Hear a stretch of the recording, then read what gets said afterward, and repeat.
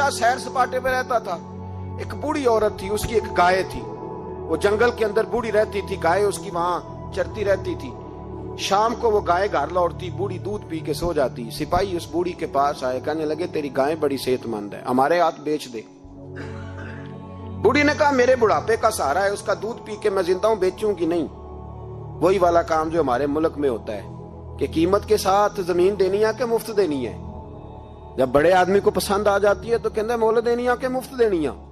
دینی پڑتی ہے, غریب ہے, کیا کریں, مجبور ہے, مظلوم ہے. کہا بوڑھی عورت سے سپاہیوں نے بیچ دے, کہا نہیں. کہنے لگے نہیں بیچے گی تو ہم لے لیں گے. اس عورت کی گائے زبردستی سپاہی ذبح کر کے کھا گئے. بوڑھی نے بادشاہ تک پہنچنا چاہا لیکن اس کو پہنچنے نہ دیا گیا, منع کر دیا گیا. اس کی رسائی نہ ہو سکی, غریب عورت تھی. جس دن مکران شاہ واپس آ رہے تھے نا, سیر کر کے پل سے گزر رہے تھے, تو کسی نے بوڑھی سے کہا کہ بادشاہ گزرے گا. وہ چھپ کے پل پہ بیٹھ گئی اور مکران شاہ جب پل سے گزرنے لگے تو بوڑھی آگے آئی اور اس کے گھوڑے کی لگام پکڑی. ایسا جملہ کہا کہ مکران شاہ چکرا کے زمین پہ گرا. اور بوڑھی کہنے لگی مکران شاہ تیرے سپاہی میری گائے ذبح کر کے کھا گئے ہیں, تو بتا اس کا حساب اس پل پہ کھڑے ہو کے دینا کہ پل صراط پہ دینا ہے. بتا یہاں کھڑے ہو کے دے گا کہ وہاں کھڑے ہو کے دے گا, بول. ارباب اقتدار, حکومت کے ایوانوں میں بیٹھنے والوں, بتاؤ زینب کا حساب قصور کے چوک میں کھڑے ہو کے دو گے کہ میدان محشر کے چوک میں کھڑے ہو کے دو گے؟ بتاؤ کہاں حساب دینا ہے, یہاں دینا ہے کہ وہاں دینا ہے؟ حساب تو بہرحال تمہیں دینا ہے. اس قوم کو اس کا حساب تو, زینب کا حساب تو دینا ہے, دینا پڑے گا, دیا جائے گا, پوچھا جائے گا. بتاؤ یہاں دینا ہے کہ وہاں دینا ہے؟ دینا تو پڑے گا. یہاں دو گے تو ہو سکتا ہے قیامت میں بچ جاؤ, اور اگر یہاں نہیں دو گے تو وہاں لٹکا دیے جاؤ گے, رسوا کیے جاؤ گے, پوچھا جائے گا.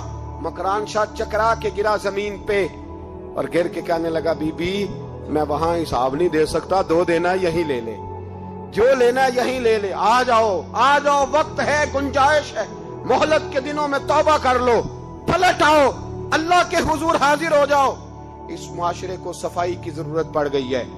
اس معاشرے میں ہر آدمی اپنا کردار ادا کرے, ظالم کے خلاف اٹھے, بے حیائی, فحاشی, عریانی, بدنگاہی, اس کے خلاف اٹھے. حضرت امیر معاویہ رضی اللہ تعالیٰ عنہ اپنے دور حکومت میں باہر نکلے.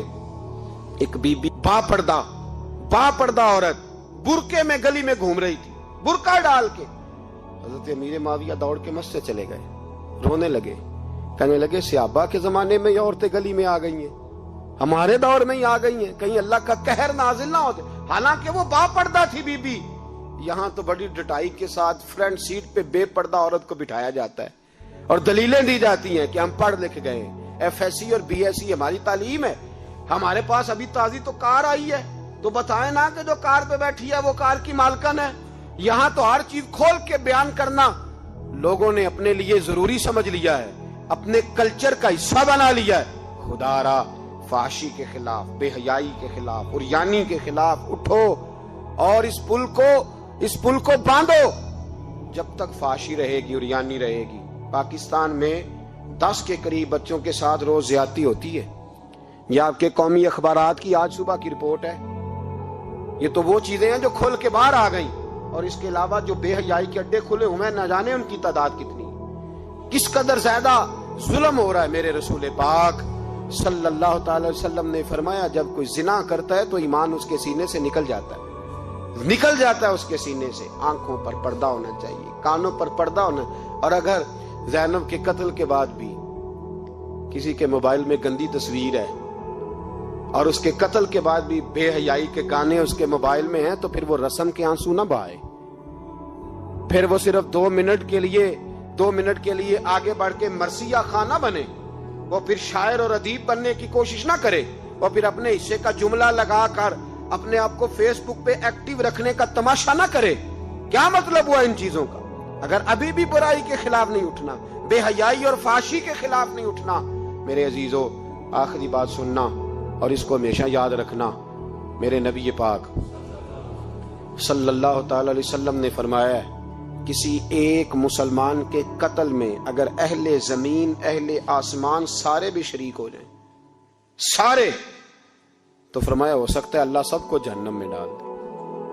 اس لیے کہ جو قتل ہے نا، قتل ایک ہے زیادتی اور ایک ہے پھر اس کے بعد قتل. ایک انسان کا قتل انسانیت کا قتل ہے. اتنا بڑا ظلم